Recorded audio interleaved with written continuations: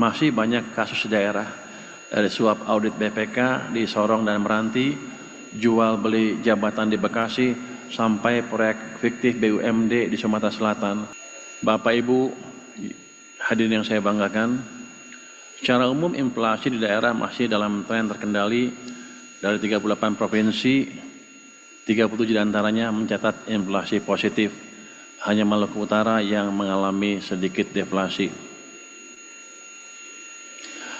Kalau kita lihat, 25 provinsi sudah berada dalam rentang target nasional, artinya pengendalian harga di daerah berjalan cukup baik. Saya ingin cerita sedikit kenapa inflasi itu penting. Yang pertama, inflasi itu bisa menjaga stabilitas sosial politik. Jadi salah satu rahasia kenapa Pak Harto bisa bertahan 32 tahun adalah beliau bisa menjaga stabilitas harga beras utamanya.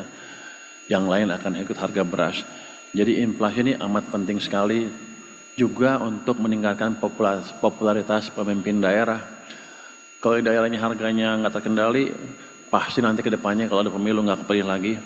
Kalau bapak-bapak ibu bisa mengendalikan harga di daerah, hampir pasti bisa kepilih lagi tanpa embel-embel yang lain ya.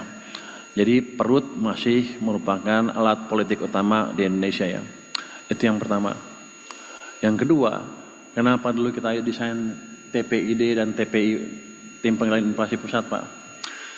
Karena waktu itu kan Bank Sentral sama pemerintah terpisahkan. Bank Sentral kebijakannya adalah inflation targeting regime. Jadi bunga dikendalikan sesuai dengan inflasi atau bunga untuk mengendalikan inflasi. Biasanya sih bunganya berapa persen di atas inflasi. Jadi kalau inflasinya misalnya 7, dia bunga acuannya bisa 8 atau lebih sedikit. Itu bunga acuan. Bunga pinjamannya lebih tinggi lagi. Jadi waktu itu ditargetkan mengendalikan inflasi serendah mungkin supaya BI bisa menurunkan bunga ke level rendah. Akibatnya bunga pinjaman harusnya pelan-pelan turun juga. Itu akan mendorong perekonomian. Kenapa? Karena pemerintah waktu itu nggak bisa mengendalikan bank sentral. Jadi cara kita mengendalikan bank sentral adalah mengendalikan inflasi ini. Kalau inflasi bisa terus-terusan 2,5, BI harus dipaksa pelan-pelan akan bisa dipaksa menurunkan bunga acuannya ke 3,5. Harusnya bunga pinjaman juga turun mungkin ke 7 atau lebih rendah lagi. Kalau itu yang terjadi maka ekonomi kita bisa tumbuh lebih cepat lagi atau paling nggak bisa bersaing dengan negara lain. Karena di Malaysia bunga pinjaman paling 5%. Kalau di sini ketinggian ya perusahaan kita kalah bersaing. Jadi di sinilah pentingnya pengendalian inflasi. Selain tadi harga, perut dan lain-lain, tapi kita ingin meningkatkan daya saing ekonomi kita dibanding dengan ekonomi negara-negara tetangga kita. Jadi TPID itu seperti nggak penting, tapi sebenarnya amat penting sekali. Keterjangkauan harga di berbagai wilayah juga membaik karena pasokan lancar dan distribusi antar daerah semakin efisien. Kerjasama perdagangan antar daerah terbukti jadi faktor penting. Daerah yang aktif membangun jaringan pasokan lintas wilayah, inflasinya jauh lebih stabil. Tapi kita tidak boleh lengah. Tekanan harga pangan dan energi bisa datang kapan saja, terutama menjelang akhir tahun atau musim tanam baru. Karena itu, sinergi antara TPIP dan TPID harus terus diperkuat. Kita perlu kebijakan yang terukur dan responsif, bukan hanya menjaga harga, tapi juga memastikan ketersediaan barang dan kelancaran distribusi. Jadi tugas kita sekarang bukan hanya menahan inflasi tetap rendah, tetapi juga menjaga stabilitas harga dan pasokan secara berkelanjutan. Yang penting adalah pembangunan daerahnya oleh swasta yang pinjam ke bank kalau uangnya ada di sana menjadi terhambat. Pemerintah pusat sudah menyalurkan dana ke daerah dengan cepat. Sekarang giliran Pemda memastikan uang itu benar-benar bekerja untuk rakyat. Next. Realisasi belanja APBD sampai dengan triwulan ketiga tahun ini masih melambat. Rendahnya serapan tersebut berakibat menambah simpanan uang Pemda yang nganggur di bank sampai 234 triliun rupiah. Jadi jelas ini bukan soal uangnya tidak ada, tapi soal kecepatan eksekusi. Tadi Pak Tito bilang bedanya dengan catatan di itu ada 18 triliun ya Pak ya, kalau dari kas daerah. Justru saya jadi tanya-tanya, 18 triliun itu kemana?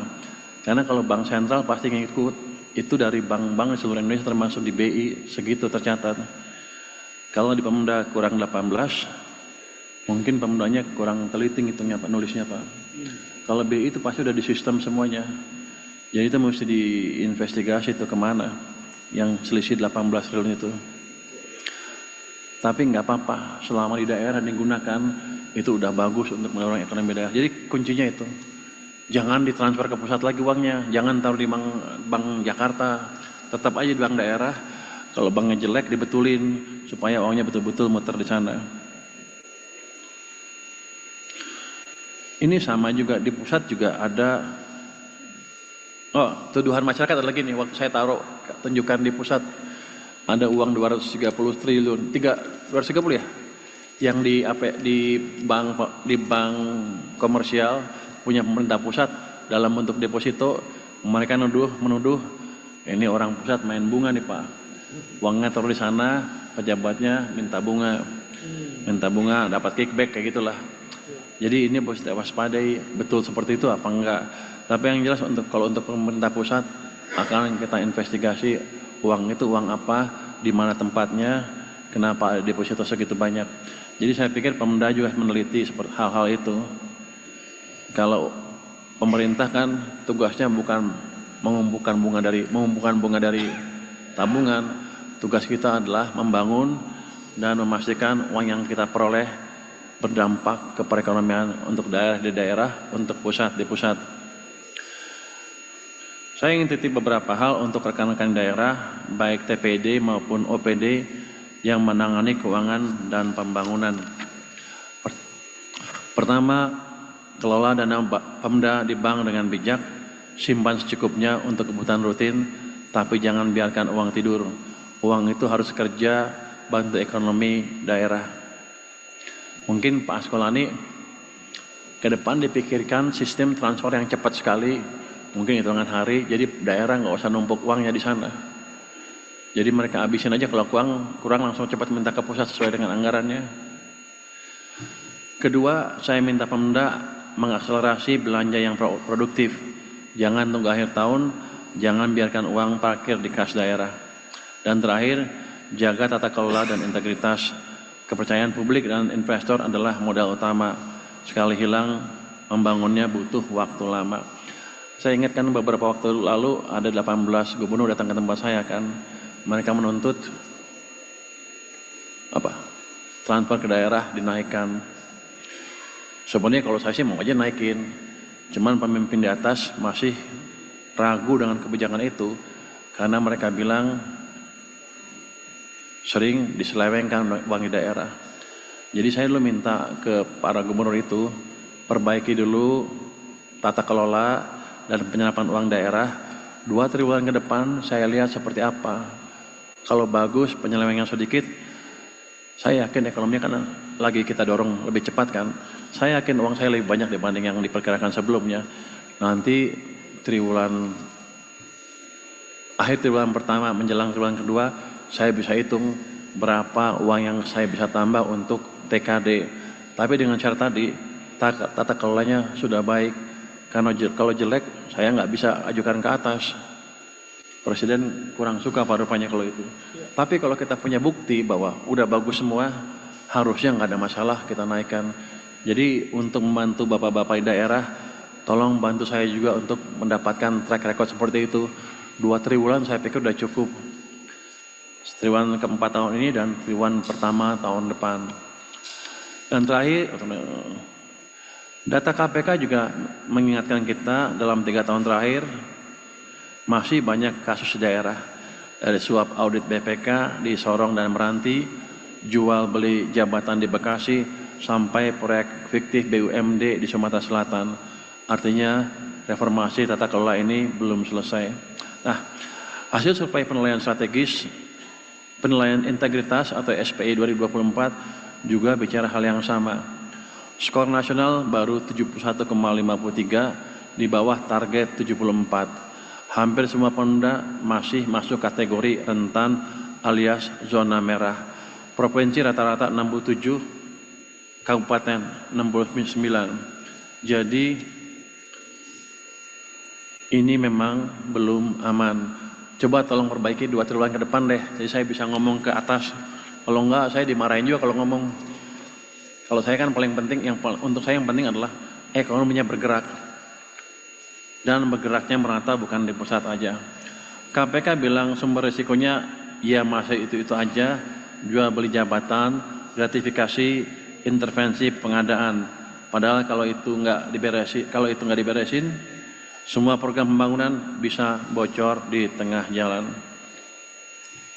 Jadi mari kita kelola uang publik dengan hati-hati, cepat dan bertanggung jawab supaya ekonomi daerah makin kuat dan masyarakat makin sejahtera.